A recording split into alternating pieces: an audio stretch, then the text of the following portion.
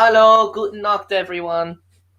Welcome back to Orange Hat Reviews, everyone. Hope you're all having a wonderful day. So, tonight we are going to be discussing Zero Dark 30. This is going to be like the discussion streams before with the series, but instead of doing series right now, I'm sticking with single movies, different panelists, and whatnot. With me, I have Birch Trisket. How are you doing? Hello, I am sleepy and hungry, but I think I'm ready to go. Okey-dokes. And we are still waiting for Memes of Destruction to swing by. Hopefully, he will do so when he is able. But yes, we are going to be discussing the movie that originally was planned to be a documentary film of how Osama bin Laden got away, but ended up being because in the middle of the pre production of this movie, Zero Dark 30, Osama bin Laden got killed on May 2nd, 2011. Not quite 10 years of the 9/11 anniversary, in which he is ultimately responsible for killing 3,000 innocent people. This movie is a 2012 movie depicting the events of the hunting and killing of Osama bin Laden on May 2nd, 2011. This movie is directed by Catherine Bigelow, stars Jessica Chastain, Jason Clarke, Jennifer Ahle, Mark Strong, Kyle Chandler, Edgar Ramirez, Chris Pratt, James Gandolfini, and many other names are attached to this movie as well. This movie starts out with 9/11 calls and conversations during the terrorist attacks of 9/11. Um, Yeah, that it, was kind of hard to listen to, if I'm being completely honest. It's like, oh, they just straight up let us yeah, listen to people it does. dying. That's neat. It does bring back the memories. It does a great job of doing that. And after the montage opening, the movie starts with chapters. Now, this movie is about a woman. A lot of people do not realize that the woman or that the person who found Osama bin Laden was a woman. This isn't done for dramatic effect in the movie. This wasn't done for any woke purposes. This is based on the true events.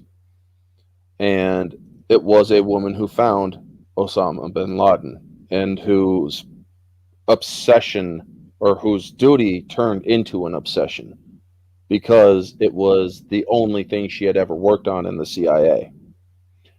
And Jessica Chastain really is, hey, Force of Light, good to see you. Thank you for stopping in. Now, Jessica Chastain, she is a great actress. Every role she has, even in movies that were not good, like Dark Phoenix, she has a very good acting skill. Also, she's a fiery redhead, and I love it. So, yes,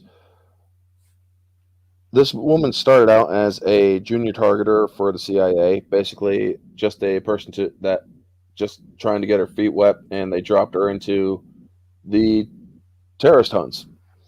And in a CIA,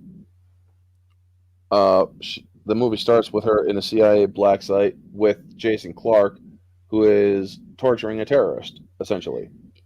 Yeah, like they didn't just drop her into the hunt for terrorists. They dropped her into the frankly brutal interrogations, we'll call them. Yeah. And this is called this, or chapter one. This movie has several chapters, all the way to, I believe, chapters or 6 chapters. And the first one is called the Saudi Group. Then it has Jason Clarke, who everybody knows from Terminator, Dark Fate, and whatnot. Or not Dark Fate, but Genesis. He played John Connor. And he also plays in a number of other movies. But that's where I know him from. And he's basically telling this guy, this movie depicts things that the Odin effect. Good to see you. Thank you for stopping in. Also, folks, be sure to smash that like button, or in this case, well, I was going to say blow up that like button, but that would be very insensitive. Um, just hit the like, smash the like button.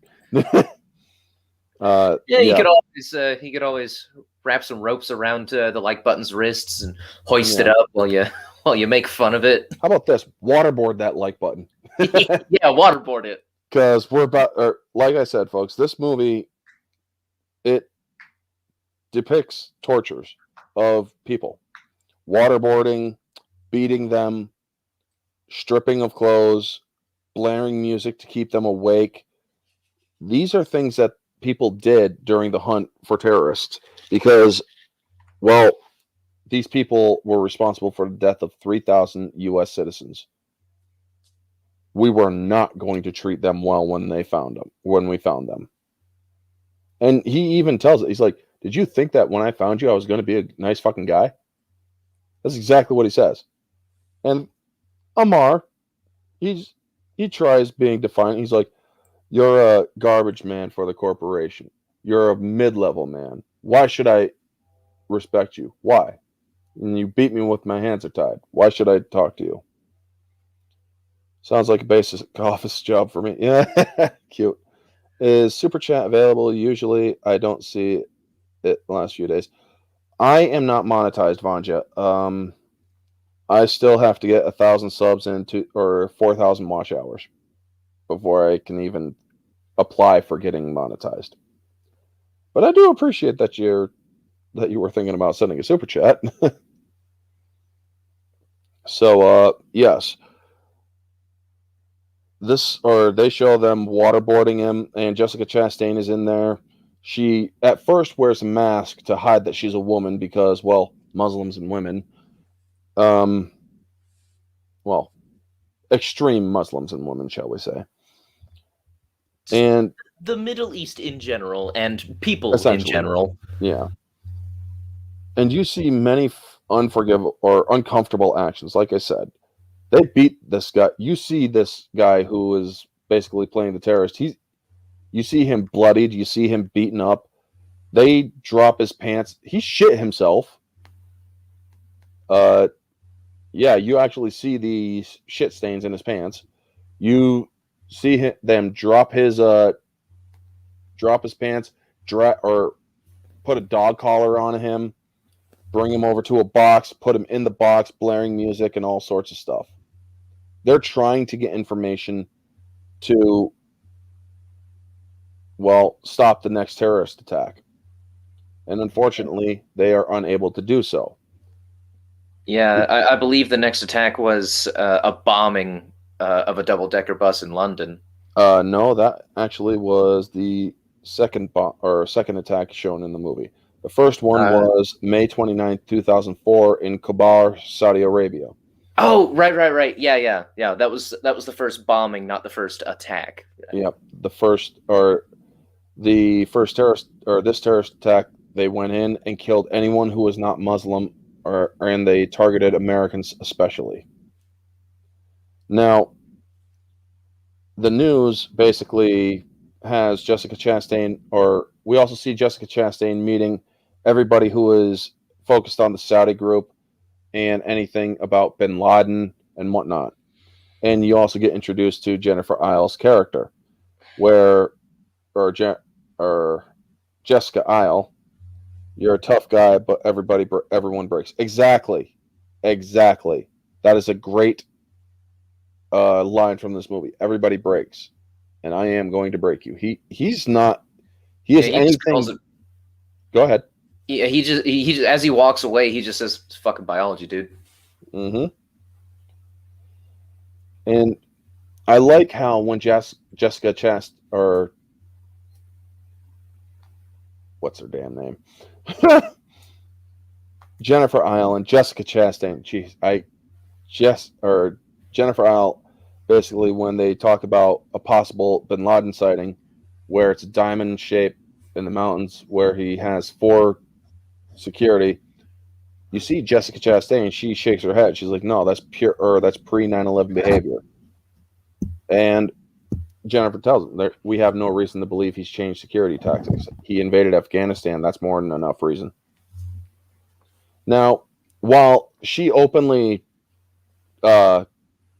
checks her on that, and Jennifer's looking at her or thinking that who is this bitch? Really? I mean, and Jason, he's like, yeah, the diamond pattern is bullshit. He stopped doing that and whatnot. Sorry, but that is the truth. And so she looks at them, and they get along. They don't have any ill will or harboring any ill will to each other, which is great. So after that attack, they're talking and they're like, Amar's going to keep withholding. I mean, he knows he's not going to give up anything on KSM. Mukhtar, or KSM, was another terrorist who was in the organization of Al Qaeda, and or Maya, who is Jessica Chastain's character, tells her, we could tell him anything. He's not seen the news. He's been completely isolated. He hasn't slept. He's clueless. And so they lie to Amar to get him to open up. He can't remember anything. He's like, but how can I remember? And so they then bullshit him and start getting him to spill his guts. And which he gives off certain names. He commits seppuku? Oh no. No. I mean, politically. Well, yes, spilling. Yeah. I mean, if he was ever released, they would kill him. Oh yeah. So afterward, using deception, CIA gets Amar to talk. He gives up a few names, and one of them is Abu Ahmed or Abu Ahmed, but they pronounce it Ahmed, like the dead terrorist. Yeah, like I actually picked up Arabic on Duolingo recently, and they got some weird like phlegms and pronunciations of like vowels, like Rawad. The name Rawad is pronounced Rawud in Arabic. And one of the things that just reminds me of the Jeff Dunham thing. Didn't know that they wear a yandir. Yeah. Or didn't think they wear a yandir. I have no idea what a yandere is. A yandere is... I'm trying to remember which one's which. A yandere is someone who loves you to the point that they are willing to quite literally murder people. They're usually, psychotic anime girls. Oh, yeah. So one of my ex-girlfriends fits that description pretty well. I wish I was joking.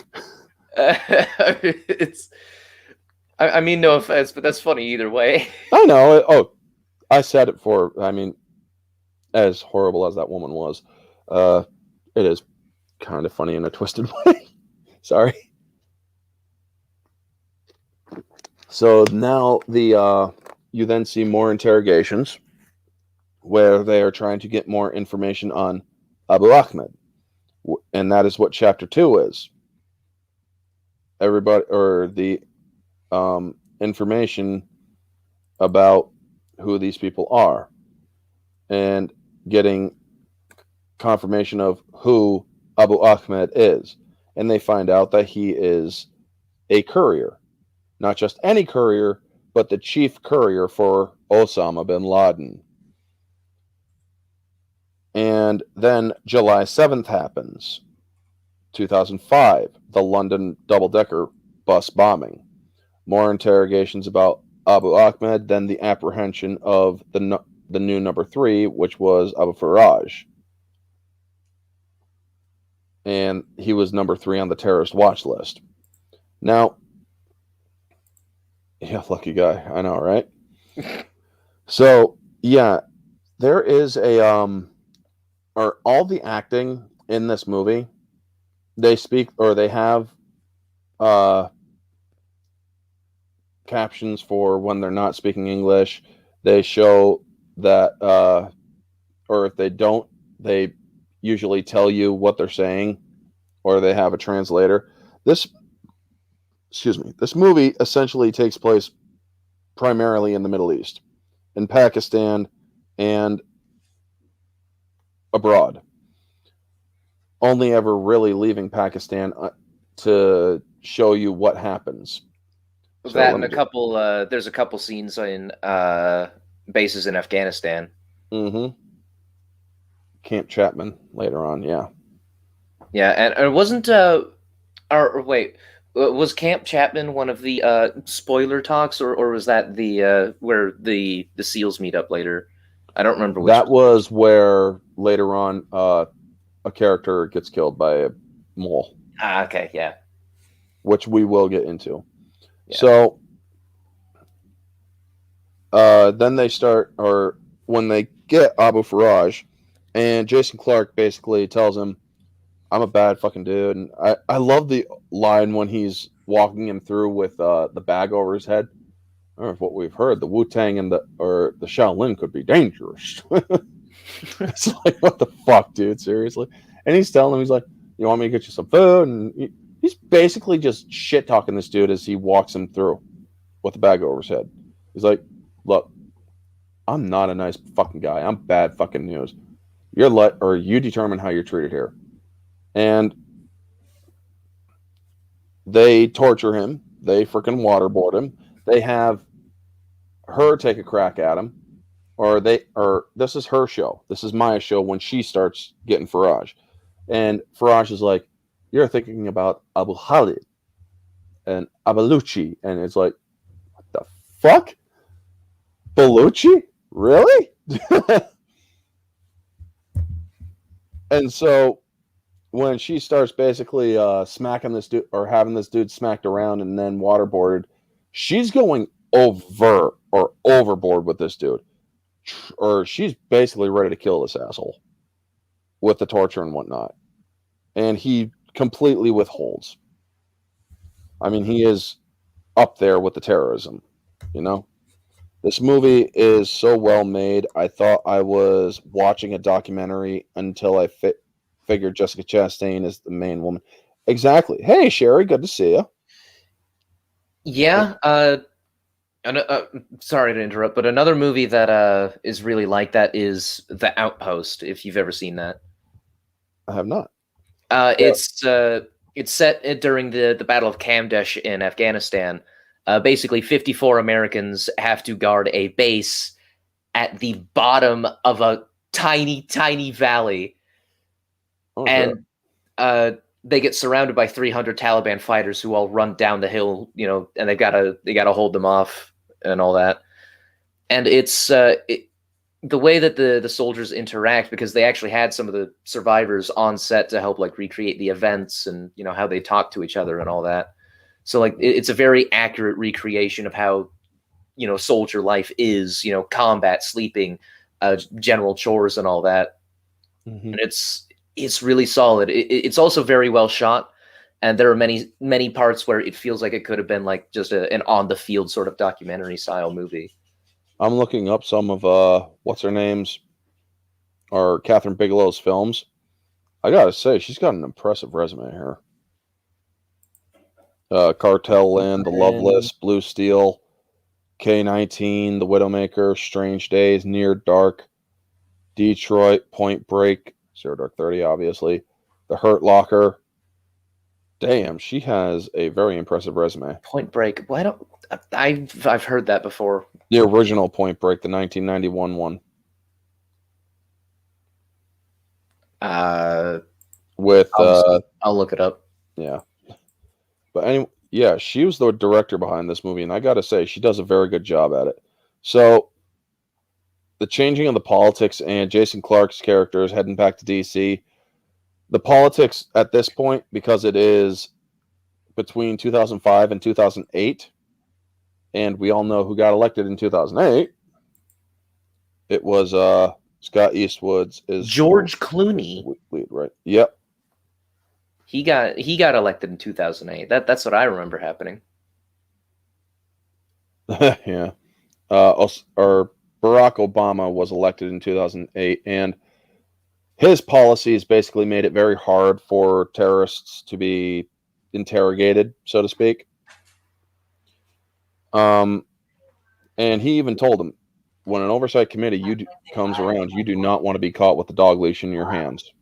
No, it's okay, Mom. Yeah, and it's like it's kind of a rough decision because I'm gonna close my door real quick.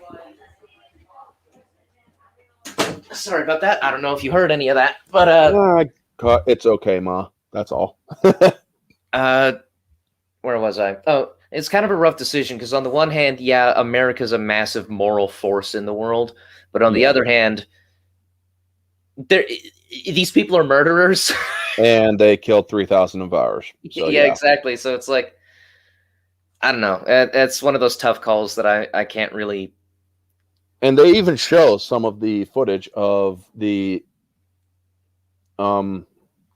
The interviews with interrogations, not the no, the tortures, thankfully, interviews but the with interrogations. President Obama at the time. That too, I'm yeah. making it a very brave stand that America does not torture. And it's like, and you even see their reactions to this. You see that they're kind of pissed off about this. It's like, how the hell are we supposed to get any information about these people if they won't let us get the information out of these people, you know? Yeah. Like these aren't Shake. common thugs who are going to cave into pressure and have inconsistent stories. This is an organized paramilitary force with a reach all around the world. Like Yep. they know what they're doing and they have a very strong motivator. Like God is a very strong force for motivation for a lot of people, especially fundamentalist types like, Taliban, Al-Qaeda, ISIS. Yeah.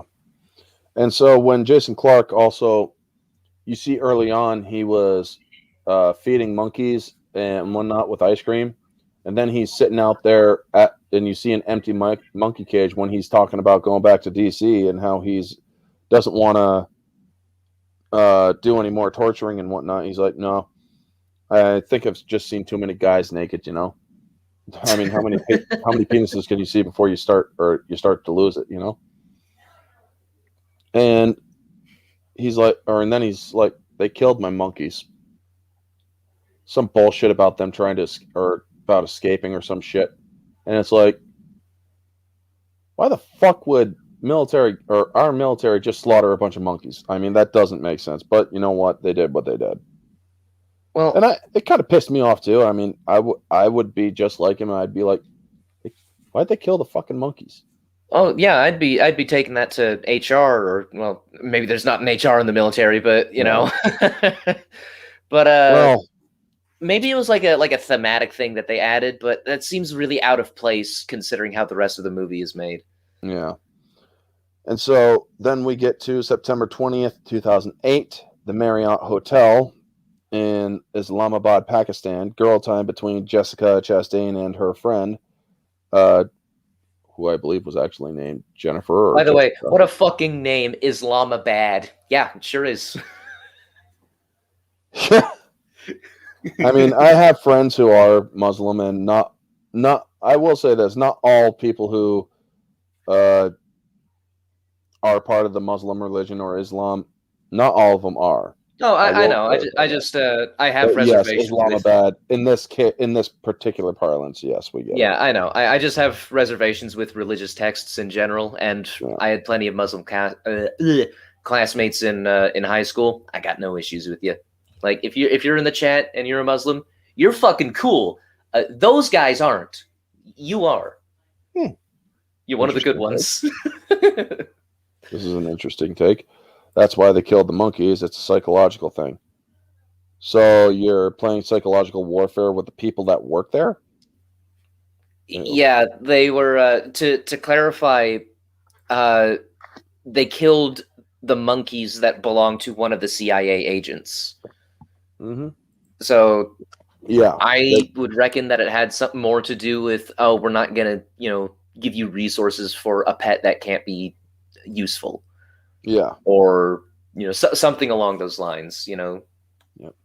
And so they're going, or you also see the security of the Middle East at this time when it came to going into embassies, going anywhere in Pakistan. Anywhere you go, if you are an American or if you are anywhere or any major establishment, they check your cars. You have to go through checkpoints. You have to go through all of that shit. They check your cars with mirrors. They comb through your car. Your privacy means nothing during this time. Folks, I lived through 9/11. I was in high school when the planes hit, when the towers fell. I was in my crib sleeping. I remember all of the news on TV, the Patriot Act, the new security measures that were going to be in place, and all of it. And believe me, it was a scary time. Austinator, good to see you. And I'm aware it's a self-inflicting psychological warfare. It's like when the mob kidnaps their own soldiers' families to keep them in check. Yeah. Okay, yeah. So, as the girls are at the Marriott Hotel in Islamabad, they start talking and they start discussing the work and how they're socializing. And then all of a sudden, they were going to meet one of their friends there. And then all of a sudden, boom, the Marriott goes up. And they have to get out of there because they are CIA. They cannot be seen there. So, Dan Blackroyd, holy crap, good to see you, buddy. Camaraderie doesn't run high on a black site. Yeah, you're right, it doesn't. Same here on a coffee break. Oh, and thought it was a montage or something. Yeah. But yes, they get out there and they find out, and then you find out that the Marriott Hotel was completely decimated by a terrorist who was trying to get in there. They wouldn't let him through one of the checkpoints, so he detonated, and it left a 2,000-foot crater. You won't give me room service? Fuck your establishment. Yep. So then we get to chapter 3, the meeting, and it shows the tribal territories in the northern Pakistan, and that the Jordanians have a mole, and this is Jessica's character, and they have, or this man is a doctor. They want her to basically set up a meet, and he's like, I can't leave Afghanistan right now, so they want you to go to Afghanistan. You're a woman and you're white. That would be a death sentence. They'd kidnap you there. Yeah, I know. I'm not going to fucking or I'm not going there and whatnot, or northern Pakistan, rather. And so she gets permission from Joseph Bradley, who is the station chief in Pakistan, who's played by Kyle Chandler, and he's like, he asked for a dialysis machine. Yeah, well, fill it with poison. Maybe we'll get lucky. So about the incident on Twin Towers, or thought it was a montage or something. I was on a coffee break when the towers fell. I meant, oh yeah, that's what you meant. Okay, yeah. Everybody remembers where they were on 9/11 who are old enough to remember it. And believe me, every 9/11 I post the same post, exactly where I was, what happened, what I went through, what I felt. It was disturbing, folks, and the people responsible, most of them are dead, and I'm glad. But honestly, when I get to the end here, or when we get closer to the end at the raid, I'm going to let loose on some facts that are probably going to make some people uncomfortable. So they then set up a meet with the doctor, and she's afraid that he's going to get scared off by all the checkpoints, so they let him into Camp Chapman, and the doc blows up. Jessica, the friend of Maya. Yeah, it was pretty. Yeah.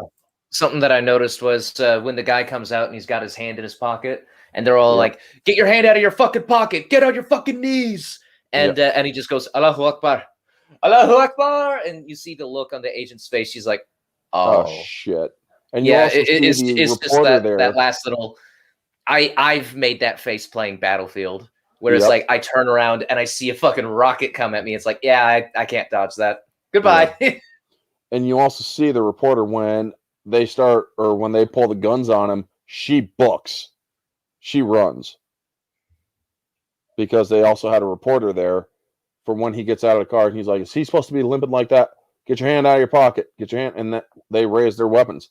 And he starts saying Allahu Akbar. And then it's like, oh shit, this dude's about to blow. And the reporter books, which is actually something you're supposed to do in that sort of situation. So unfortunately, yes, that character is killed. And a lot of people don't realize, this is actually spoken in the special features of the film, that women were actually involved in the hunt of Osama bin Laden. It wasn't just that one woman who found him. There were many women who were a part of the systems that found Osama bin Laden. Hell, I believe the woman who, or the girl who, or the actress who originally played one of the characters in the Willy Wonka, the girl that turned into a blueberry.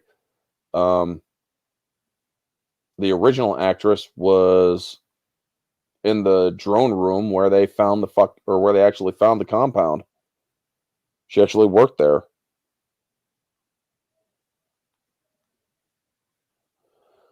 So yeah, gotta go. Until next time, Daniel. Thank you, Vanja, for swinging by, bud. And so then we learn that, or you see that Maya, Jessica Chastain's character, is broken up. This was December 30th, 2009. One of the things I do love about this movie is that they give a good timeline. They tell you dates, times, year, and where this stuff is. That is a good telling of how the time passes. And again, folks, this movie spans a 10-year period from 2001 to 2011. And you then hear that, or another guy comes up to talk to her, and she's like, we have bad news. The guy you're looking for, the courier, Abu Ahmed, he's dead. And her resolve basically turns into obsession absolute. Because another one of her friends, who also was part of the Saudi group, he's like, what are you going to do? I'm going to smoke everyone involved in this op, and then I'm going to kill Osama bin Laden. And that is one of the strongest lines you ever hear in this movie. She basically, after this point, you do not see her feel any sort of sorrow again. You see her completely focused and pissed off. Because this hunt has claimed the life of somebody who was her friend and who she cared for. Yeah, like, if 9/11 wasn't enough, you killed my fucking friend. Like, yeah, die. So Cease then we being. Yep, and then we get to chapter 4, which is Human Error. It's called. The CIA, George, he's one of the heads of the CIA, played by another great actor, Mark Strong. He gives a speech on how they're failing to find bin Laden. And he's making everybody uncomfortable. He's telling you, if you thought there was another freaking cell here tracking Al-Qaeda, you would be wrong. This is it. And we are fucking failing. Bring me people to kill.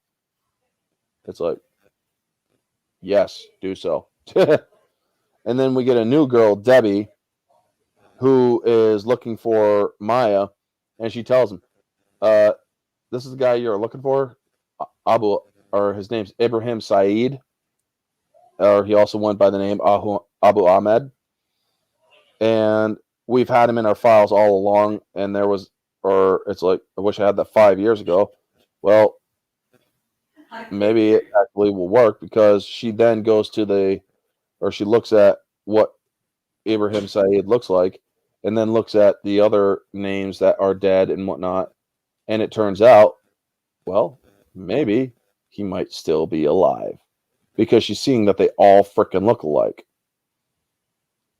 And she then calls her buddy Jason Clark, and she's like, Debbie found Abu Ahmed. And he's like, fuck, really? And he's like, but he's been dead since 2001. Doesn't that make him a little less interesting to you now?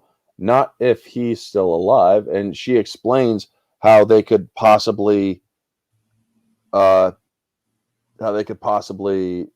have been a mix-up. So then he has to go talk to the Wolf, who they call him, or they call him the Wolf, but his last name's Wolf.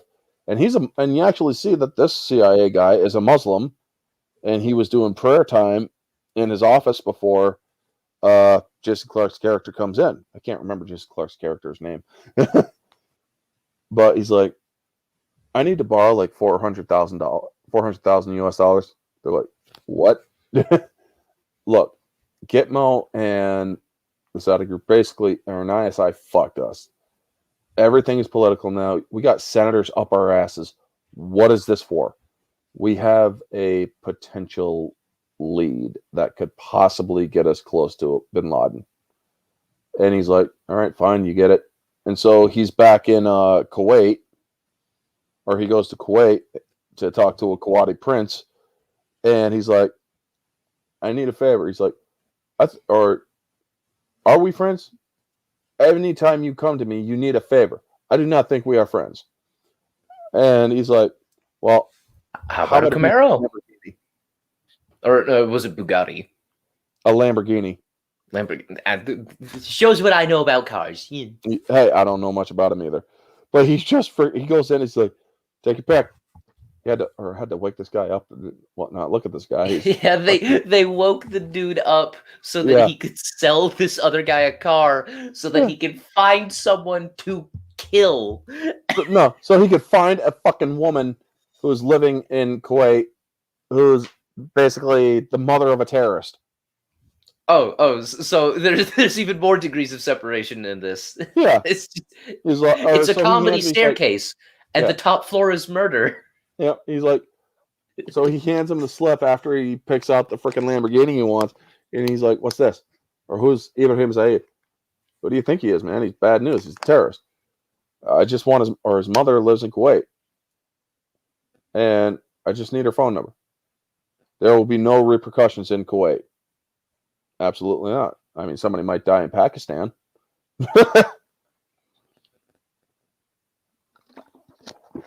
So we then get to chapter 5, which is one of the longer chapters called Tradecraft. And I absolutely love some of the acting in this chapter because the Ground Branch guys, led by Edgar Ramirez, or if you've seen Wrath of the Titans, he plays Ares. And he plays in a bunch of other movies too, which I honestly do not feel like looking up right now. But that's how I know him, from Wrath of the Titans, playing the God of War, basically. Edgar Ramirez is awesome, yeah. And they're kind of dragging their heels on the whole calls because they're tracking the numbers and whatnot. And she goes down there, and they're not willing to work with her because she's like, first off, it's dangerous. I mean, second off, my men have been barely getting any sleep working on the Saudi room. She's like, I understand that, but I don't really care if your men sleep or not. And it's like, holy shit. He was great in Domino. I'll have to check that out. Yeah, I'm not sure that telling the people that are clearly in the room with you that you don't give a shit about them is going to make them more compliant. Inclined to work with you. So she goes and she offers a peace offering. Yeah, it's like to me that really rung like Aragorn saying, "Then I will die as one of them" in English, or like the villain needlessly killing his minions. It's like, why would you? I get that you're upset, but why would you say that out loud? And we're still discussing the movie, so if you want to come in, memes, you have the link.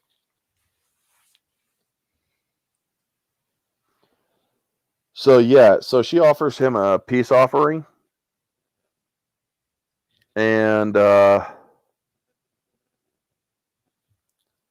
she's like, he's like, look, if he talks ops or anything over the phone, I mean, fine, we'll do our job and whatnot.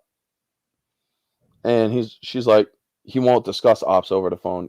This man works as the direct courier for Bin Laden. People who talk ops on the phone don't get that job. And he's like, well, he talks to his mom like a few things here and there, and she's like, well, maybe he just doesn't like his mom. I mean, it's not like he calls her up. He's like, hey, mom, it's me, the terrorist. That is such a great fucking line. And so they then start combing the areas between Rawalpindi and Peshawar. And during this time that they're doing this, May 1, 2010, a year before they find Bin Laden, you get the Times Square bombing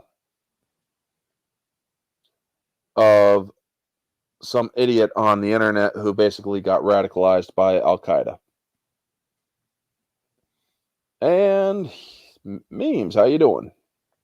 Though I know I should be wary, still I venture someplace scary. Ghostly haunting, I turn loose. Beetlejuice, Beetlejuice, Beetlejuice! Oh, all right. If I'm Is there gonna a be reason late, I you're at least summoning need a to enter demon? style. Oh, well, it was the disclaimer. Yeah. Going someplace scary, fellas. How we all doing? Doing good, Sleepy? buddy. How are you? Hungry? I kind of resemble. I had to eat a peanut butter and jelly and cheese, and right before I say peanut butter jelly and cheese. Oh my god, I am tired. It's peanut butter and jelly and had a protein bar. I did not. Although that's very interesting. I feel like it might be one of those. Actually, if I drank milk with it, cheese is just a different. I can. Oh my god, I think I have something to try. But no, I had to throw my chicken nuggets in the oven, and I still have. I need to get them out in 11 minutes. All right. So. Oh, you're at the part of the movie where she's like, "We believe we have this information." Yeah, you don't throw the team. Yeah. Don't throw the people that are actually going to be doing the mission under the bus. They freaking had a chopper blow up. Yep. Got everyone out. So Kyle Chandler, or she's like, we need to run more, or we need to get a little heavier on the call or the group for the caller. And Chandler's like, we don't have a group working on the caller. And it's like, we need a group working on the caller. He's like, look, some asshole just blew up Times Square. You're going to be working on the American Al-Qaeda cells. Protect the homeland. And she's like, and she basically just goes off on him. Bin Laden is the one telling them to attack the homeland. We now have a direct chance of catching him. He's like, I don't give a fuck about Bin Laden. It's like, have you forgotten your job?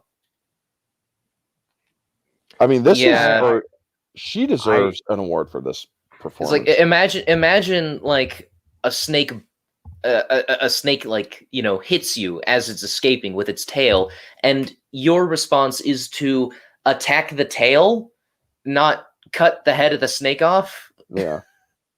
So it's like, what? There's a lot wrong with your plan here. Yep. Yeah. I hear the point, and I apologize for my ageism, but may I ask about how old you gentlemen are? I think you're younger than me. I'm 36. Probably. I'm going to be 37 in February. Oh, okay. What was that, bud? I'm probably the youngest here at 22. Yeah. Okay. No. A big old whopping age. How aged I am. The many weary years of my life weigh heavy on my shoulders. The power of the youth compels you.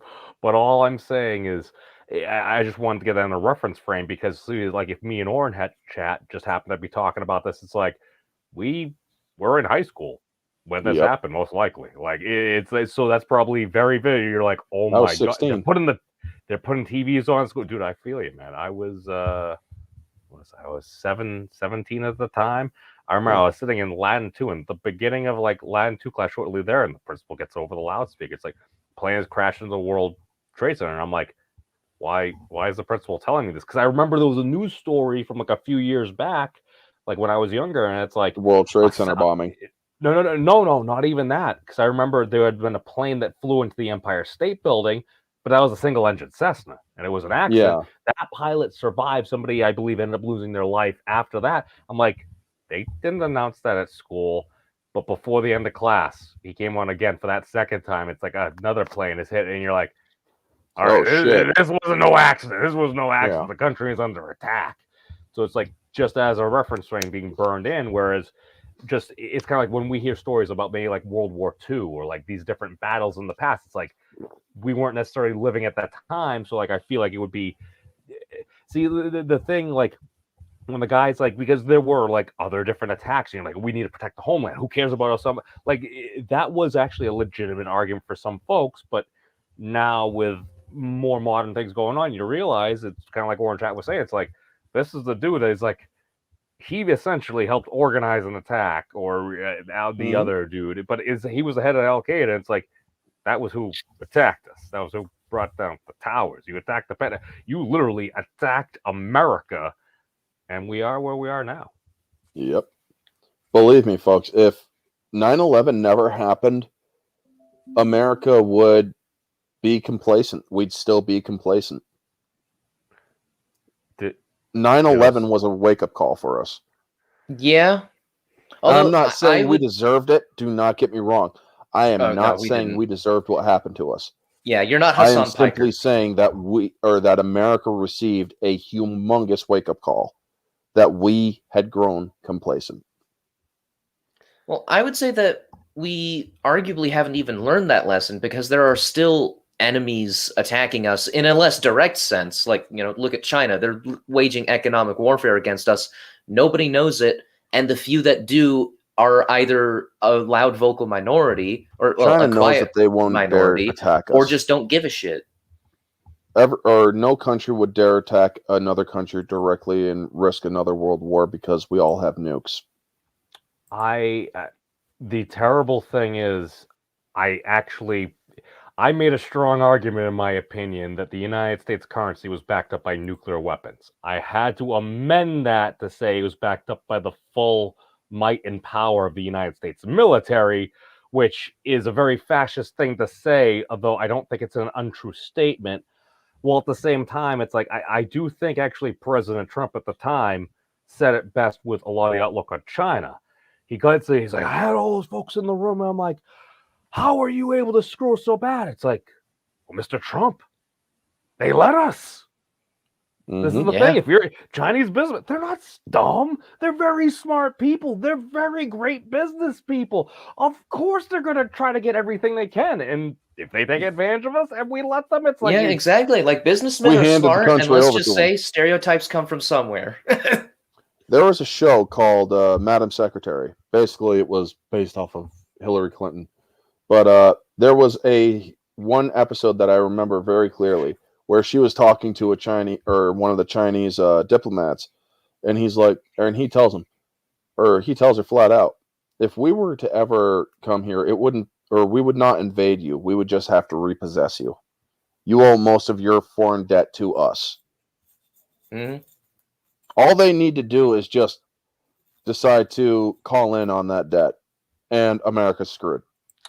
I thought that same thing, and then I realized they can't feed themselves without us. Very true. Yeah, we'll see that's the interconnected thing. So a lot of folks, because dude, I literally thought the same thing. I'm like, China win, and then my friend MC, very staunch conservative, he's like, memes, do you realize where most of the soybeans that China like utilized and stuff come from? It's like, yeah, they can't. They've tried getting it from other locations, and they can't. That's why one of the first things that after some sanctions or whatever, basically they upped the food trade again, because like there were some massive tariffs on things, and I believe they kind of changed it around after a deal was made. It's like, oh, you don't want your people starving everything. You don't want the people rising up and everything, because if things get that bad, and that's the terrible thing. Because I sit back and I'm like, had 9/11 ever happened, would we be in this current state that things are in? You could say It's like, yeah, we don't have buildings coming down all over the place, everything, but when it starts getting to the point where it's like Americans just want to hurt other Americans, I sit back every once in a while and ask myself, I'm like, are we letting Osama Bin Laden win? Yeah. And that bothers me. That really bothers me. Yeah. In an ideological sense, well, Islam isn't the religion tear of the down world, the shining but beacon of the West, I thought, or at least America and everything. He hit us hard, and we buckled. We killed him, but we buckled. Well, the thing is, I feel like we've kind of been bleeding out, because in response to that, it's like, we can never let this happen again. I understand that sentiment at the time and everything, so we passed the Patriot Act. It is the law of the land, and companies abide by the terms and services of all state and federal regulators and the legislation. That's part. all I'm saying. It's just, how much have we given up in the name of? Believe me, I understand a lot of necessary. people. I don't. Here's I don't the thing: have the a lot of people after Star Wars Episode 3 came out, a lot of people equated George Bush to Palpatine. Dick Cheney. Fuck, I would have. Or I yeah, really Dick would Cheney have. too. But the thing is, a lot of people also don't realize is that at that time, shit was chaotic. Yeah. The country was attacked. People give President Bush a lot of crap for it's like the man whispers is like President Bush. The country is under attack. And you sit there for a moment, and then he ends up finish reading the book. People are like, oh, why didn't you immediately get up? Here's the thing: if you're the president of the United States and you're reading to school children, do you really want to just get up and like rush out, and all of a sudden those kids for life, they're going to be like, what the heck is going on? This was another nation. Exactly. Or do you finish that story over the next, I don't know, 60 seconds or so, and then information continues coming in and you actually get a briefing? I don't know. Mm-hmm. I mean, a lot of people do give him shit. I've given him shit. And I wasn't even focused on a lot of politics. Back when all this stuff was happening, he called off a lot of resources that was going after Bin Laden to fix his daddy's issues with Saddam Hussein. I remember that. That always confused me. It's like, oh, right, we were attacked by Osama Bin Laden and Al Qaeda. They were operating out of Afghanistan. All right, we're in Afghanistan. All right, Saddam Hussein. It's like, oh, you're going to give up those weapons of mass destruction. Oh, no. Oh, we're serious this time. We have an authorization of force. He's like, okay, you can check. Oh, by the way, you need to completely surrender. He's like, surrender? It's like, I already got enough body doubles. I'm going to get killed if I surrender. And then it's like, shock and awe. Yep. That's why I'm like, wait, didn't he just say he was going to let us get the weapons, everything? Is it our decision to remove a leader? It's like, not a good guy. Yeah, and also I do understand why he did it as well. Because here's the thing. What a lot of us didn't know at the time was that Osama bin Laden was sending out messages to Hussein. He was thinking about doing major collaborative attacks. Is that true? Because I had heard that was a rumor.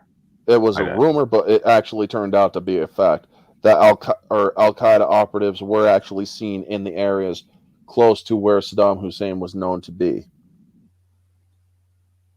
And it's like they're either about to go after Saddam Hussein, or because of a common enemy, they're about to try to recruit Saddam Hussein. And that's like, nope, we can't have that. Kill him. And, well, we did.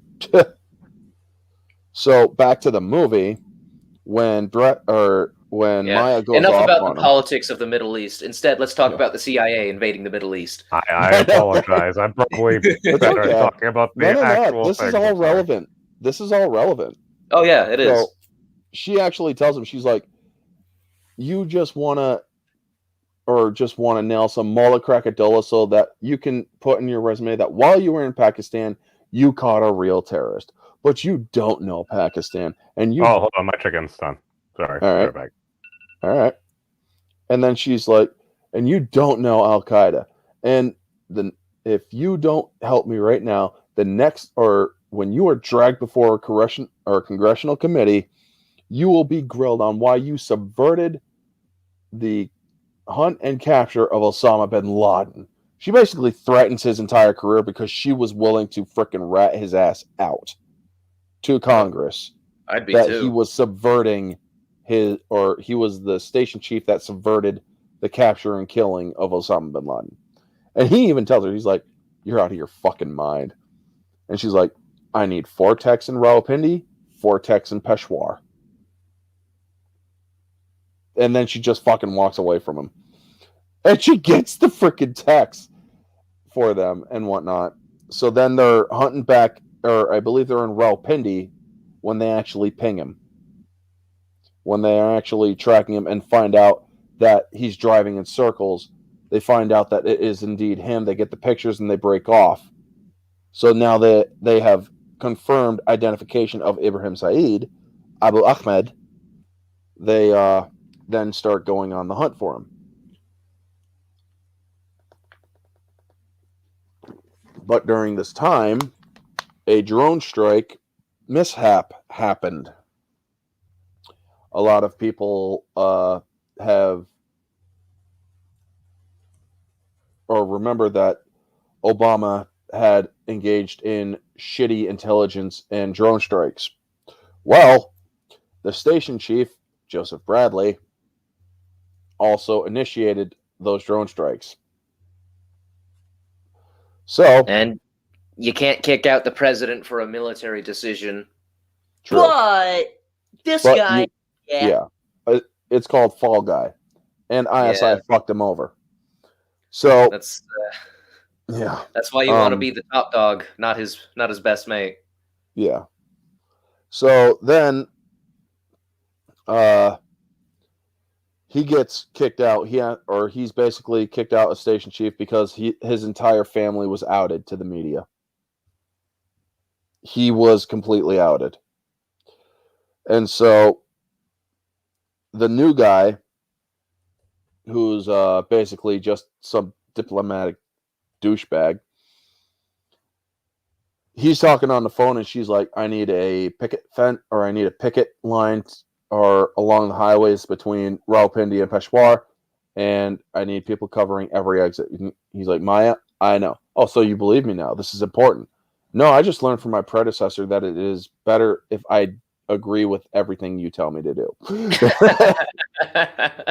That's one of the best lines in the movie. Yeah, it really is, because it's like, you know what? I'm just gonna admit that you have more balls than any of the other men in this office, despite being a woman, funnily enough. So I'm gonna just lay down and let you have what you want. Yep. And then you actually see the active tracking of Abu Ahmed's car or truck.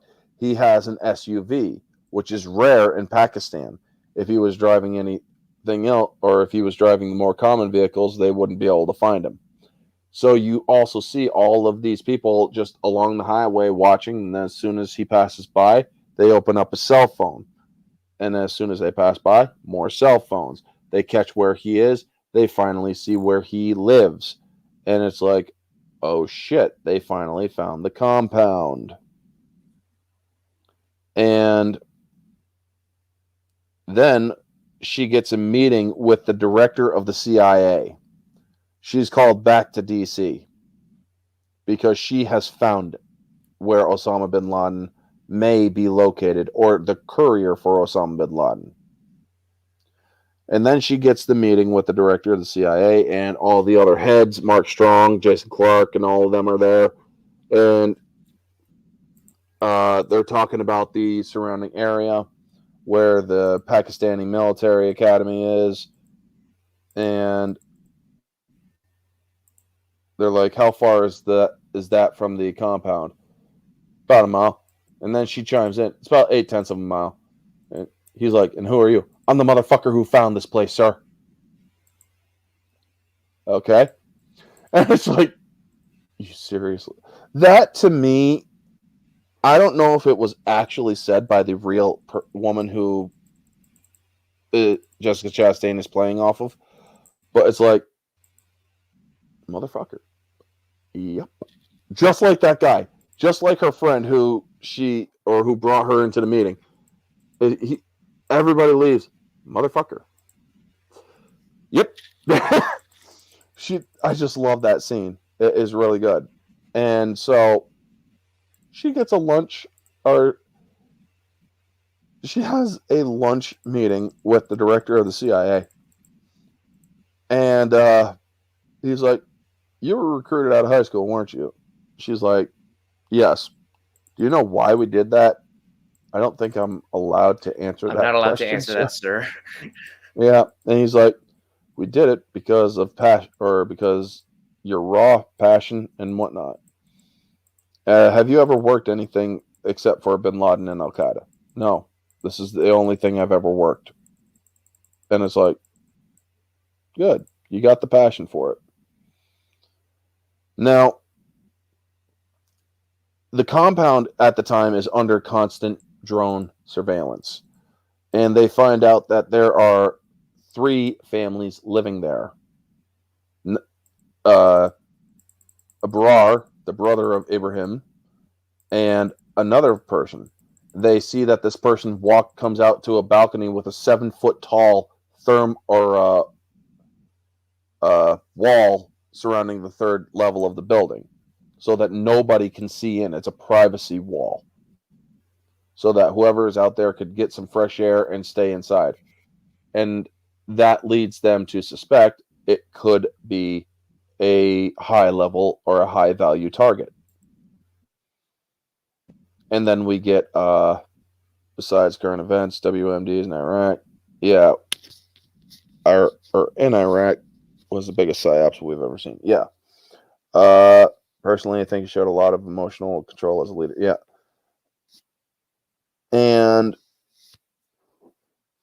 we then see Mark Strong is talking to the heads of the CIA, basically the ones who are the president's cabinet of being involved in whether or not we get approval to have a terror or a strike against this compound. And they're like, it screams terrorist, it screams bad guy, it just does not scream Osama bin Laden. I'm sorry to interrupt, but can you guys hear me? Am I like going all floopy? Because my internet just had a hiccup. No, you weren't. Okay, that's good. That's okay. That's good.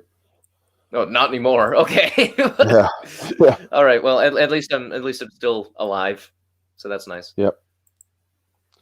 And so they discover the 3rd family in the efforts to discover.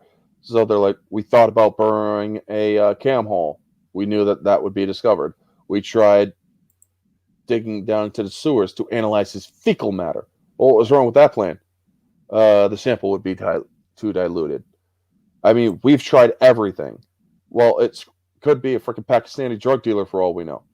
And so more time. And during this entire time, Chastain's character, or Maya, is writing on George's window to his office the number of days since they found the compound and nothing has been done. And it gets up to like a fucking obscene number, like 129 days or some shit. And she just, day after day after day after day after day, constantly reminding him. And that, so he basically has had enough and is like, look,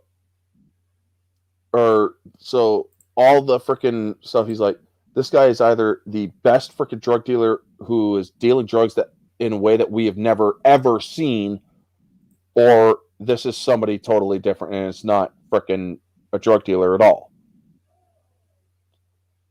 So the top brass wants proof positive, and politics hinders it. And they're like, so the guy who also I found out played in Game of Thrones as Baratheon's brother, the other Baratheon that was the Fire Lord or whatever. He's like, if we were to, or if this was about politics, we'd actually tell you to go fuck yourself because we're not in an election month. You know? But you know what? We're going to basically, we'll allow this to happen. So now at Area 51, SEAL Team 6 briefing, the compound briefing, and the CIA meeting with the director came after this scene. Whoops. Sorry about that, folks. So they bring SEAL Team 6 in with the stealth Blackhawks. And they have Maya give the brief that there are 2 prevailing theories as to where Osama bin Laden is. He's either hiding in a cave in the northern tribal territories, or he is in a big city coordinating all of it. You can't run terrorist ops from a cave, or a terrorist organization from a cave. So that leaves, but we also believe that he is in this compound.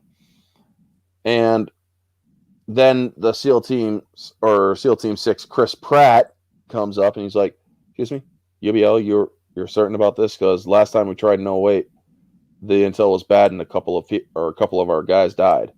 She's like, "Look, I didn't even want you guys here. I wanted to drop a bomb." She wanted to fucking waste the entire compound. You know what? I wouldn't have shed tears if she did, or if they did. Like I said, folks, in this area where we talk about the raid and the compound, you're gonna hear some stuff that might make you uncomfortable. Yeah. And she's like, I wanted to drop a bomb. She wouldn't have cared if those kids died. Because remember, there's the first issue. The second obsessed. being confirming the kills. Yeah. You know? Little hard to confirm fingernails and blood stains. True. But you could get DNA. Yeah, there's also the intel, just like if it's not the people that you're looking for, you can still get intel from them. Oh yeah. So she's like, so they're gonna send you in there as canaries and if he's not there, you could slip out and nobody would be none the wiser. But Osama Bin Laden is in there, and you're gonna kill him for me. It's like, this woman is absolutely obsessed. She needs to get the fuck off this case. But it's understandable, you know?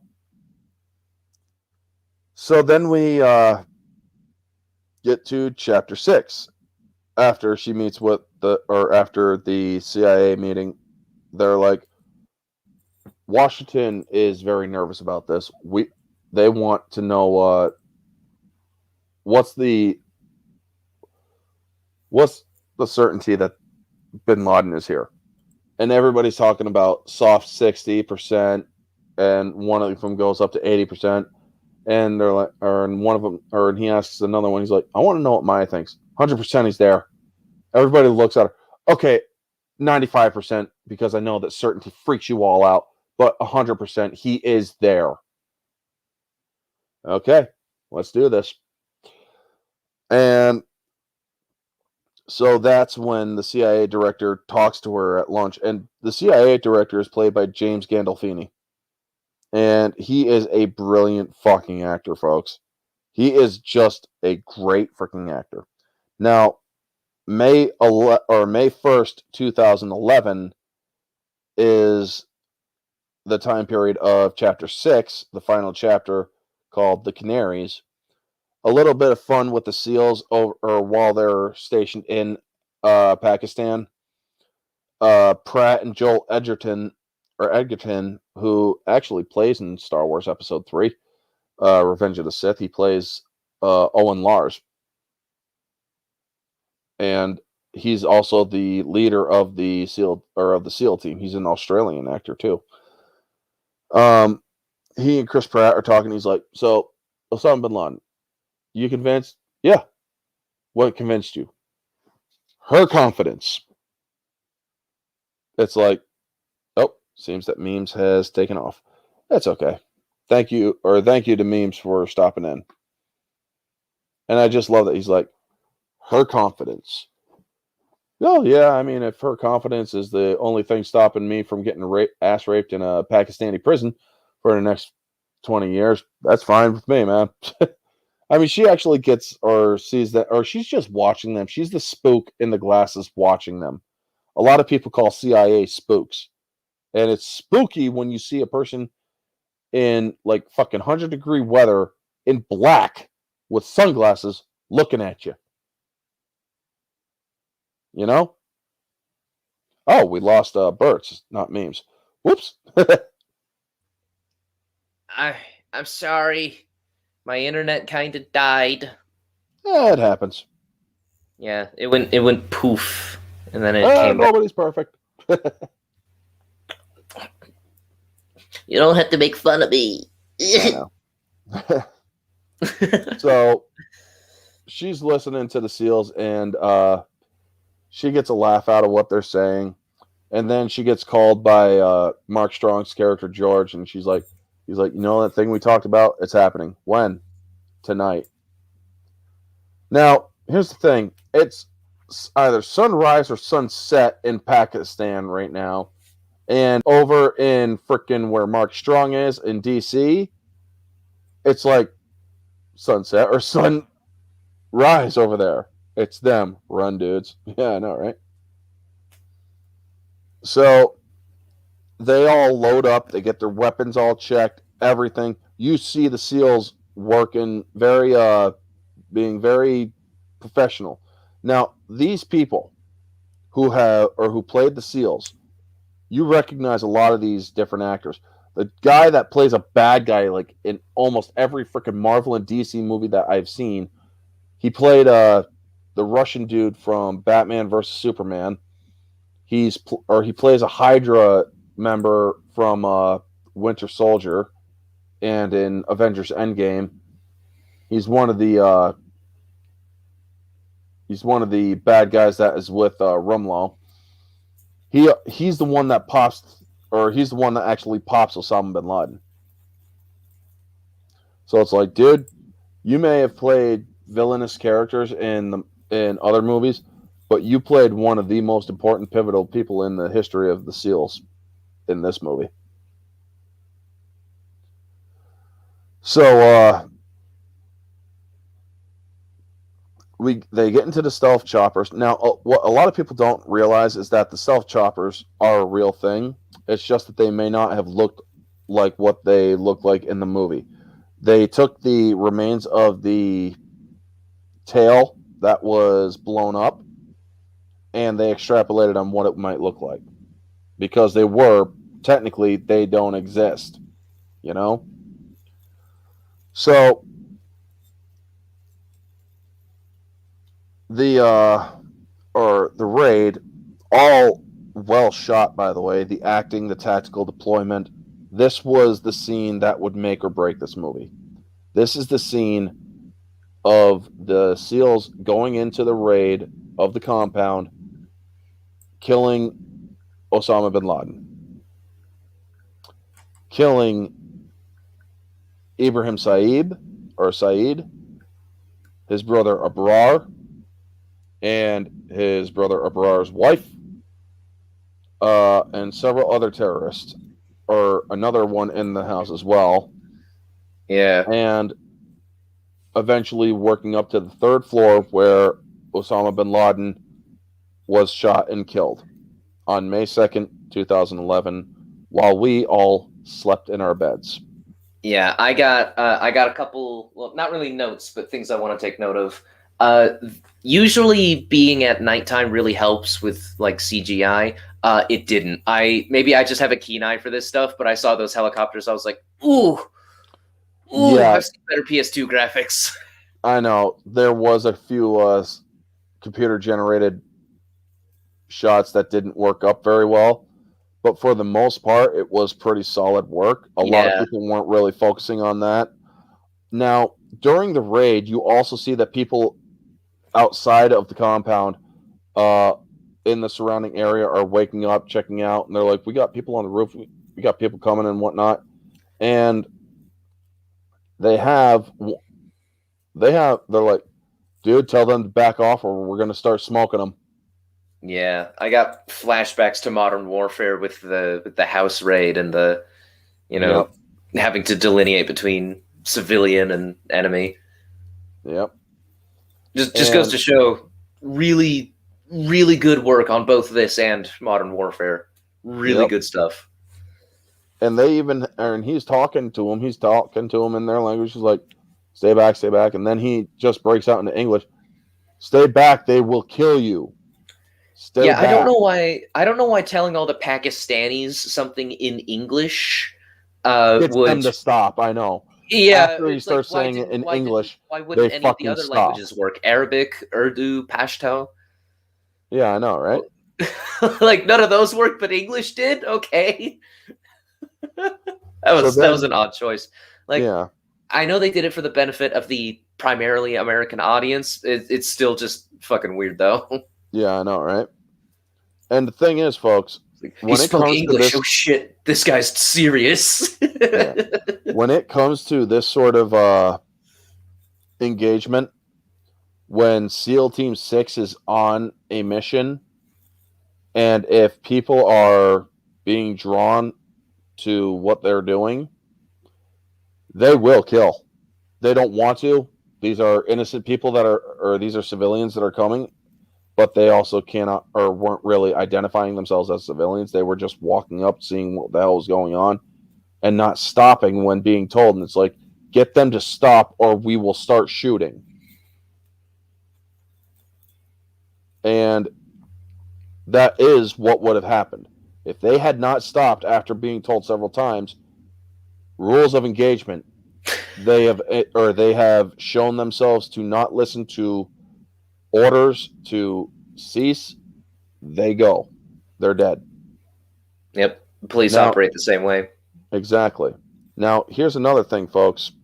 I said that there would be some dark things in what I'm about to say during the raid and whatnot. You see kids in this compound.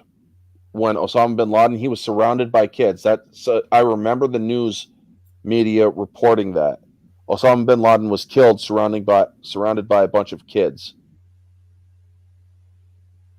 These kids were Osama Bin Laden's kids. No offense, as heartless as this sounds, all those kids will grow up hating the Americans for what they did. Americans killed their dad. Yeah, like I'm not even gonna fault them for it. Like if I get the news that my dad was killed yesterday by the CIA, and it was like, oh well, he was actually like the leader of this subversive terrorist group. You know, like he was. I mean, yes, and like I learned that, and they show me the evidence. It's still, I'm still gonna be like, okay, he's a horrible person, but he's still my dad. Like, yeah, fuck you. And I understand that, but these kids actually saw him get wasted right in front of them. Yeah, not only that, but it's like they probably kind of agreed with him. Yeah. So, and folks, I'm saying there can be a very valid argument to waste everyone in that compound, kids included. I think kids will grow up one day with vengeance in their hearts. Do you want to fight them later on, or do you want to make sure that you never have to fight them later on? Yeah, that's a proverb. It's better to cut out the weeds to prevent future problems. You're not wrong. And like I said, there can easily be a weighed argument to waste these kids, the women, every one of them. Yeah. Honestly, at one time, I honestly believed, and in some ways, I still do believe, they should have killed everyone in that compound. Kids included. Because here's the thing. As heartless as it would have been, do you really want these kids coming after you later on? Do you? Simple answer would be nope. And folks, the only reason why they didn't is because the U.S. is better than that. Yes, sometimes taking the high ground means you will have to deal with problems in the future. Killing the mission at hand was to eliminate Osama bin Laden. They did that. And they even did the confirmation. They're taking the pictures, visual confirmation coming in. Geronimo. Geronimo is code for jackpot. We did exactly what we came to do for God and country. So then the place is dripping with intel. And also the Pakistani military is responding. They're sending out the F-16s. And it's like, you guys have 4 minutes to get the hell out of there. It's like, we're going to need at least 10 minutes. If you're not out in 4 minutes, we are leaving your asses here. 4 minutes! Freaking Chris Pratt is just grabbing all the hard drives and as much intel as they can. And then they also took Osama bin Laden's body. And then they also blow the downed helo that was or that had crashed because of strong updrafts when they were landing. Also, it being a prototype, you can't really take much from the tail, so they left the tail, but they blew the rest. Now, the raid was all well shot, as I said, the tactical deployment, everything, and this is why it was award worthy, especially for U.S. audiences. The killing of Osama bin Laden was a pivotal part of U.S. history. It showed that the U.S. will not tolerate attacks against us. The seriousness of the actors playing the SEALs was spectacular because it showed that they took this extremely serious. The people waking up to the raid, interesting to say the least, where he tells them, "Good, or go back, or they will kill you." The confirmation of the kill was a bated breath situation, and then confirming the body. Yeah, honestly, like that first bit of tension where they're saying Osama's name over and over, they must have said it like almost a dozen times and no response. They said it 3 times before somebody went to the door and got popped.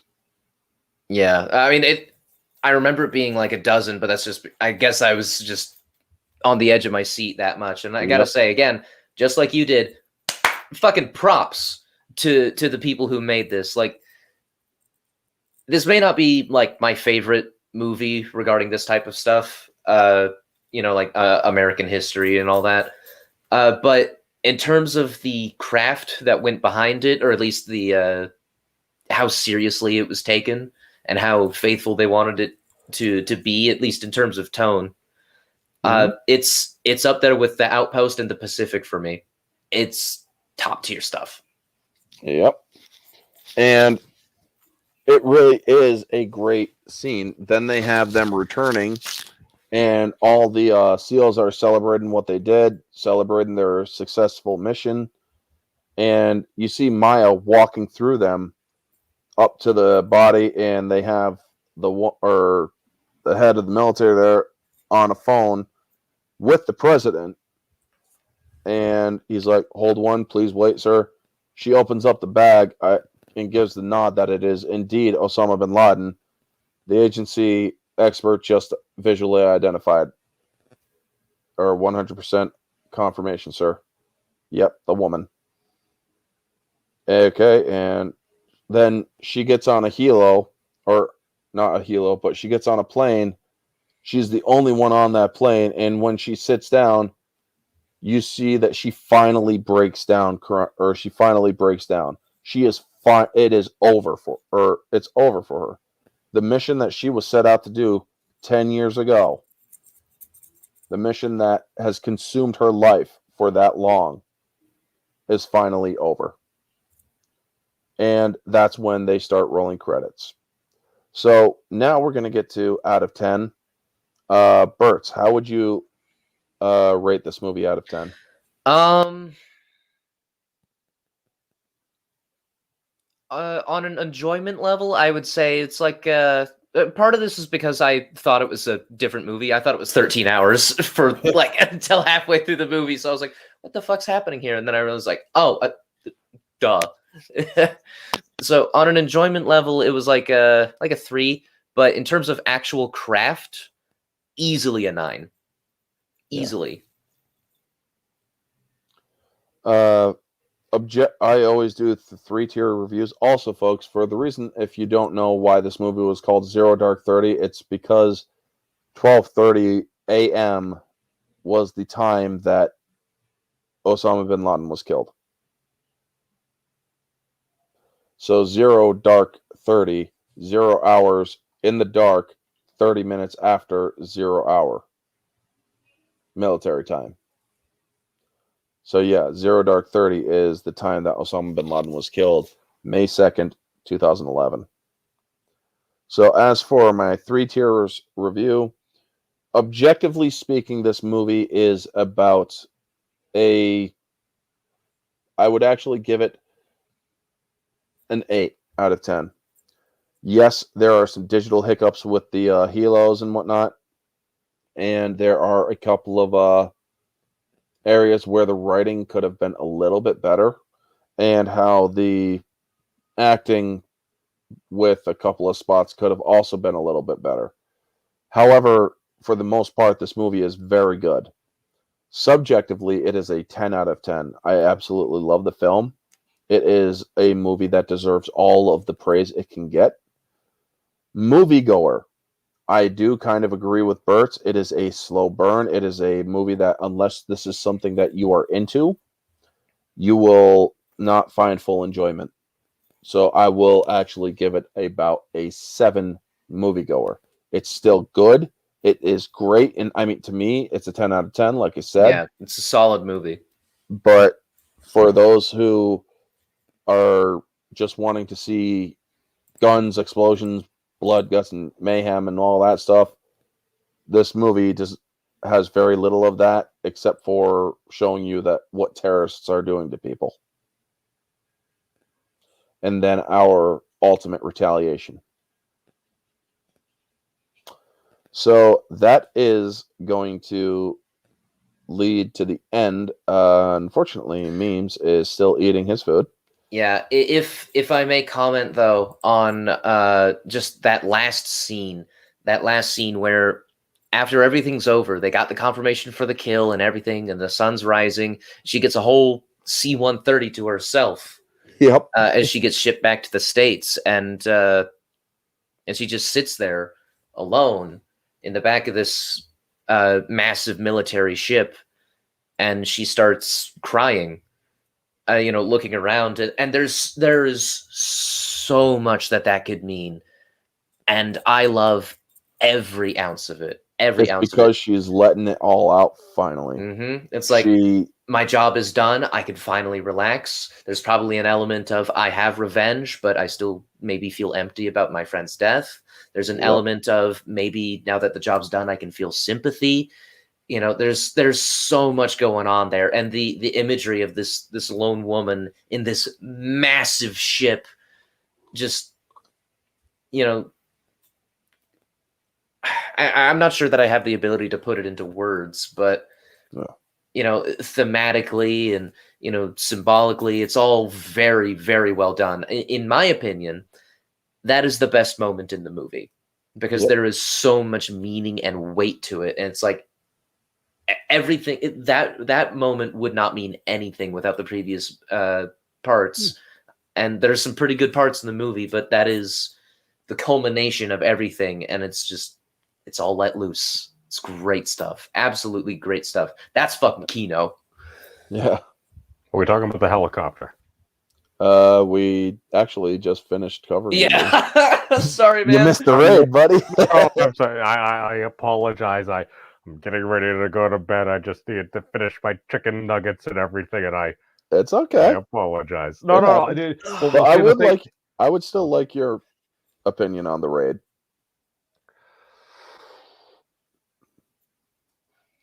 Here's the thing, and I think you and me, and again, just because we happen to be alive, like when this happened and everything, and like kind of remembering it, and I'm curious your thought as well, Bert, just because it's like I'm curious how you view it versus how we view it, just because it's like I still remember. It's like all of a sudden it's like, oh, voting. It's like, well, what's going on? It's like, oh, the president's announcing something, and you heard those rumors and everything. It's like, well, was it this? What could it be? Oh, was it Muammar Gaddafi? It's like, oh, didn't really call a Sunday night thing and everything. It's like we basically eliminated Osama Bin Laden, and I think about it now. It's like I think I cheered about it on Facebook and everything, and now in retrospect, I'm like, I'm cheering the killing of another human being. To be fair, he was a piece of shit. Evil. No. We need to be humans about this. We need to be humans about this, and we need to have due process. But it's like, you're gonna flood and kill thousands and thousands of Americans. Don't get pissed off if we obliterate you. That's exactly. That's my general view on it. But my big thing is, I still remember when that happened and everything, and just the way they portrayed it. As far as I understand it, they did a pretty good job. Was it necessarily perfect? No, are there certain things that maybe they couldn't show? But like just everything from the initial thing where everything is happening. All of a sudden, the chopper goes down. It's like, no, we are finishing this. We have planned for this. We're going to try to blow up our own chopper so they can't get all this and everything. And the sheer fact that even just when you start like looking at it after the fact, it's like there were people tweeting on like Twitter and everything. It's like, oh, get out of here, you pesky helicopter and everything. You're like, what? You're literally in like sovereign land and stuff, just executing this raid with all like these high trained SEAL members or everything. And then you have that, they go through the process, they're the body identified and everything, doing all their rituals and anything, and then they end the movie with President Obama coming out like we actually saw. And I'm like, it resonated, because I'm like, that's basically as far as I can see is what happened. I mean, I remember that day too, when I remember the news report. Basically, Obama said it. He's like, he was hiding like a coward surrounded by children. Yeah, that's... And those are some powerful words. Like, say what you want about him and his presidency. Like, that's some powerful shit right there. He went against Congress. He didn't wait for congressional approval. This was something that, honestly, that I will give credit where credit is due. That's a good call. That was a good call. He did what he had to do. This was a person that attacked our country and killed, or is responsible for killing 3,000 of U.S. citizens.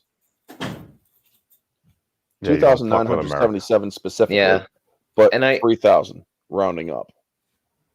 Yeah, this man needed to die. Yes, he's another human being. Yes, I do feel at a human level that maybe they could have brought him in, but this is not. Or they sent in SEAL Team 6. They're the wet work. I thought he was using somebody as like like one of his wives or something as like a human shield or something. At that point, it's like you're evaluating the situation. There could be bombs and explosives. You need to eliminate the threat. It's like I understand that you are in a war zone and everything. You must execute the plan. That's the thing. You have a goal. You achieve the mission objectives. That's the thing. You don't start handcuffing the military. If you're going to ask folks to fight, kill, and die for you, you better have a damn good plan. And that's the thing. They went through, they got the confirmation, because this is the thing. President Obama, they could have just done the old, hey, here's a drone flying around, but would you have actually known it was Osama Bin Laden? Yeah, and that's the thing. They even said it in the movie. She told SEAL Team 6, she's like, I don't even want to send you guys. I wanted to drop a bomb, but we didn't have enough intel to drop a bomb. So that's why they're sending you in as canaries to go in, see if he's there, and sneak out, and nobody would be none the wiser if he's not. Well, you did kind of almost kill everybody else that was in there, except for the kids and a couple of the women. It was a ballsy move. Well, the thing that gets me is, as far as I understand it, this mission was starting its operations while President Obama was actually at the correspondents' dinner making jokes. Yeah, and that's a crazy-ass thing. Then they had to, they hinted that the mission was going down, he had to leave the correspondence dinner, if I remember correctly. I think it was within that 24-hour period. I think it was later in the evening. It was happening as we were all asleep. All I know is I think it had to be early the next afternoon when they had the full confirmation and everything too. Well, it was 12:30 a.m. when Osama bin Laden was presumed dead, or was confirmed dead. And then, as in the movie and everything, they basically get everything, try to get all the electronic equipment and everything else, blow up the other chopper, and then get the hell out of there. And then you go to your whatever waypoint, however many hours out and everything. You go through the identification process, the photos, and then you did the sea burial and everything.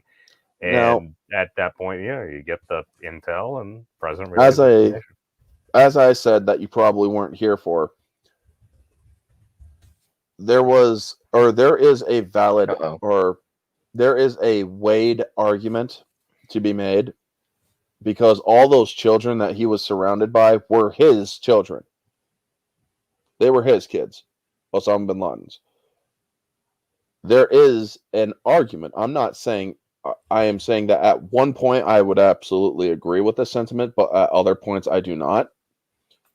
that SEAL Team 6 should have wasted everyone in that compound. Because remember, this is Osama Bin Laden we're talking about. These kids just saw their father murdered in front of them or killed in front of them. Would you rather end the threat now or end a potential threat now, or wait for them to effectively reconstitute Al-Qaeda later on at another date and go on another vengeance spree? Don't harm children. Okay. That is, I mean, like I said, at one point, I did agree with that sentiment. I don't agree with it now because I am a lot more older and more mature. But there is a weighed argument to be made. Oh, no, Now, I completely yes. understand. No, people are going to want to have vengeance and everything, but until somebody actually tries to stop this cycle, it never ends. Exactly. And as I said, it's understandable for people who would actually feel that way to waste everyone in that compound and be done with it. And you know what? Al-Qaeda is still around. We have the other person who was the co-founder of Al-Qaeda in Pakistan right now.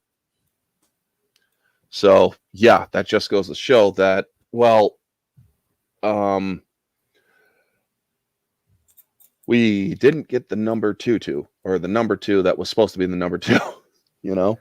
It goes back into some of those just, it's like, well, we got like 4 of their number 3s and stuff like that. I think Robin Williams did a bit, God rest his soul, about it, everything. It's here's the thing. People end up creating all these confusing things, and that's what really bothers me about a lot of the situation is you end up treating the American people like children, where it's like, and this is something that bothers me when I hear it, and I've heard it far too often. It's like, people are stupid, and it's like, that hasn't been my experience. It's like, my viewpoint on it is, people are smart. They know what they know, often well, but when you're confronted by something that you're unfamiliar with, it's like, why wouldn't you go with what the people you know and trust are saying? It's like, that's going to be your experience. If someone has a different experience, I mean, yeah, you could just scream and yell at each other, or maybe you could try to figure this out, because it's like, if we actually now have the full united power of humanity, dude, all I know is, I'm like, what if freaking like Professor Albert Einstein had like Wolfram Alpha and stuff like that? It's like, even just a freaking digital calculator, rather than it's like, here's a computer, punch out these cards the exact right way, feed the card in over hours and everything, hope to get a simple calculation back where it's like, all right, I got this crazy website with like the vast knowledge of humanity and everyone else on the internet that can point me in different directions and teach me about things I don't know. It's like, dude, we could literally be in like Star Trek level stuff in the next 1,000 years if we could get over ourselves. This is the thing. We have the capability to actually do it. And to see us just destroy each other over such stupid BS is why I'm like, legalize dueling at this point. It's like, let consenting adults fight under the doctrine of bodily autonomy. Let them engage in more Mortal Kombat. And you know what? You know what the terrible thing is? It gets bipartisan support. Because ultimately, it's like, I try to figure this out. How you try to solve for humanity? It's like, universal truth number 1, people ruin everything.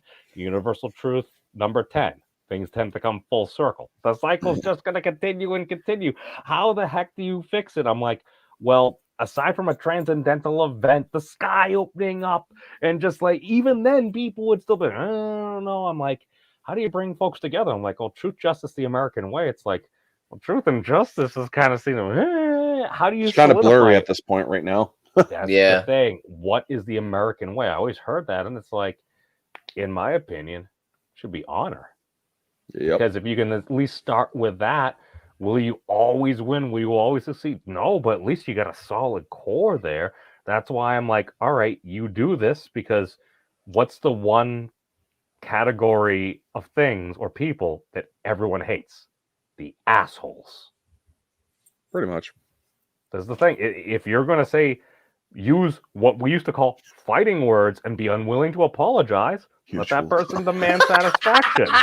This is it. Dude, Alexander Hamilton, one of our founders, literally lost their life and everything. No, I'm talking about legalize it. Legalize it. Because here's the thing. You want to know why it would also work? Because we still live in a civilized society. Of course, you're going to have dueling contracts and insurance and stuff. So the lawyers and accountants will make money too. So it's like, this is something we could probably actually feasibly do. Yeah. Oh, believe me, then some circles that I've been talking in, they're actually thinking that that the Purge actually has a good point. This is why I would prefer to avoid it. I hear that.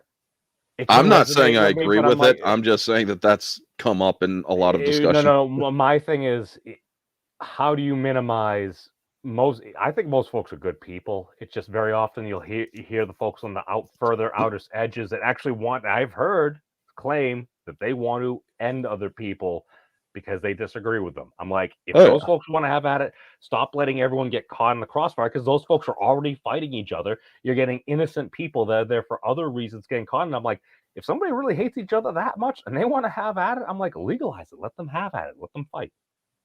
Give them the chance. Yep. So, how would you rate Zero Dark 30 in your own score out of 10?